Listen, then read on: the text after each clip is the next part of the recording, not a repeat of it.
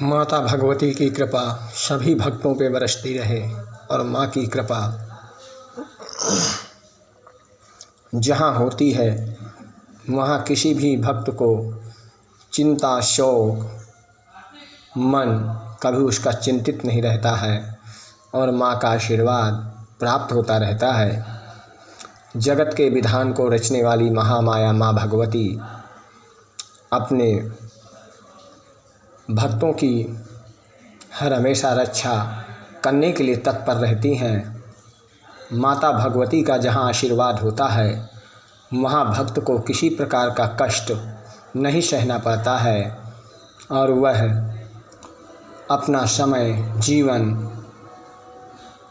अच्छे तरीके से व्यतीत कर लेता है। माता की कृपा जहाँ होती है वहाँ सभी वस्तुएं अपने आप प्राप्त होने लगती हैं। गजासुर ने जब गजासुर का आतंक बढ़ा तो माता ने सभी भक्तों को उपदेश दिया। उस समय भक्त जो थे वो सब भटक गए थे और ईश्वर की आराधना करना बंद कर दिया था और पृथ्वी पर जल ही जल आ गया था, क्योंकि उस समय चारों वेदों की चोरी गजासुर ने किया था। माता जब आदेश देती हैं भक्तों को कि समय आने पर सभी अनुकूल समय हो जाएगा, चिंता करने की कोई बात नहीं है, आप अपनी ईश्वर की आराधना करते रहें और जैसे समय आएगा और गजासुर का घड़ा भर जाएगा पापों से, उसी समय यह क्षण में मृत्यु को प्राप्त हो जाएगा। माता के आदेश पर माता ने ये भी कहा कि गजासुर का वध करने के लिए भगवान नारायण स्वयं आएंगे और वेदों की रक्षा करेंगे। वेद उस समय चोरी वहाँ से हुए जो ब्रह्मा जी के हस्त कमलों में थे। ब्रह्मा जी के हस्त कमल से गजासुर ने वेदों की चोरी किया। उस समय वहाँ अंधकार फैल गया था, असुरों का आतंक बढ़ा और ईश्वर की आराधना कम हुई। इसके वजह से गजासुर ने इसका फायदा उठा करके वेदों की चोरी किया। समय पूर्ण हुआ और माता रानी अपने भक्तों को आदेश देती हैं कि अब भगवान नारायण के उत्पत्ति पृथ्वी लोक में होने का समय आ गया है। अब भगवान नारायण तुम्हारी रक्षा करने के लिए पृथ्वी लोक में तत्पर रहेंगे, चिंता की कोई बात नहीं है। जब गजासुर का आतंक बढ़ने लगा तो भगवान को पृथ्वी पर स्वयं आना पड़ा। इसी प्रकार से भक्तों को यह अपने मन में शांति का प्रदान रखना चाहिए कि समय खराब आता भी है और चला भी जाता है, इसलिए हमें धैर्य धारण करना चाहिए।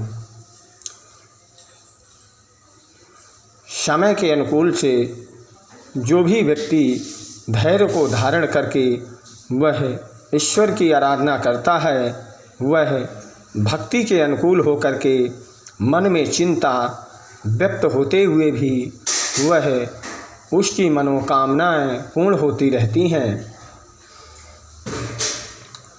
भगवान नारायण और गजासुर, जब भगवान नारायण की उत्पत्ति पृथ्वी लोक में हुई तब उन्होंने देखा चारों तरफ अंधकार ही अंधकार फैला हुआ है। सभी संत सभी भक्त का मन चित्त इधर उधर भटक रहा है और वह गलत रास्ता अपना रहे हैं। संतों ने मदिरा पीना प्रारंभ किया और भक्तों ने वह अन्य वस्तुओं को खाना प्रारंभ कर दिया। इसलिए कहते हैं कि किसी भी भक्त को परिस्थिति आने पर घबराना नहीं चाहिए और उसे समय से लड़ते रहना चाहिए। अगर समय खराब आता है तो अच्छा भी आएगा, जब अच्छा आएगा तो वह अपने आप ही वातानुकूल समय के अनुसार अच्छा हो जाएगा। भगवान नारायण का अवतार हुआ। भगवान नारायण का जिस समय अवतार हुआ उस समय वहाँ अंधकार था, इसलिए अंधकासुर को ये मालूम नहीं पड़ा कि ईश्वर ने पृथ्वी लोक में कब अवतार ले लिया। क्योंकि अगर गजासुर को अगर मालूम पड़ता कि ईश्वर ने अवतार लिया तो उन्हें भी हानि पहुंचाने के लिए वह कोई न कोई प्रयास अवश्य करता। जहाँ वेद नहीं है वहाँ कुछ भी नहीं रहता है। गजासुर के अंधकार से फल फूल सब्जियाँ अन्न वस्तु जल सभी विलीन हो गए थे, क्योंकि पृथ्वी पर कोई ऐसी वस्तु नहीं थी जो भक्तों को प्राप्त हो सके और वह उसको ग्रहण कर सके। आज दिन शुक्रवार, तिथि परिवा, कार्तिक मास की परिवा है। सभी भक्त को सूचित किया जा रहा है कि अगर कोई भक्त कार्तिक मास में स्नान दान करना चाहता है तो आज से प्रारंभ होगा कार्तिक मास। वह भक्त भगवान नारायण की कृपा को प्राप्त कर सकता है और कार्तिक स्नान कर सकता है। अब हम दुर्गा भागवत का पाठ करेंगे, जिसमें माँ भगवती की कृपा को धारण करते हुए सभी भक्तों को लाइव दर्शन कराएंगे और माता रानी की कृपा को प्राप्त करेंगे।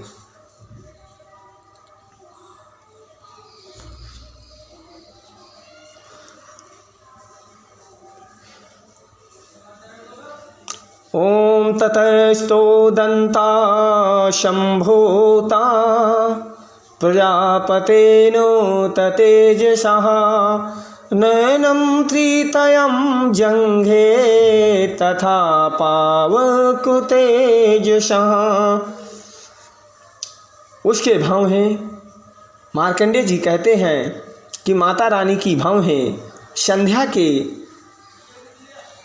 तीनों नेत्र अग्नि के तेज से प्रकट हुए थे और उनकी भवें संध्या के कान वायु के तेज से उत्पन्न हुए थे। इसी प्रकार अन्य देवताओं के तेज से भी उस कल्याणमयी देवी का प्रादुर्भाव हुआ था।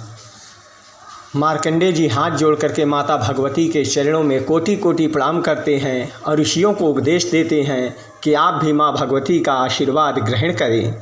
जय माता दी। बोल सच्चे दरबार की जय।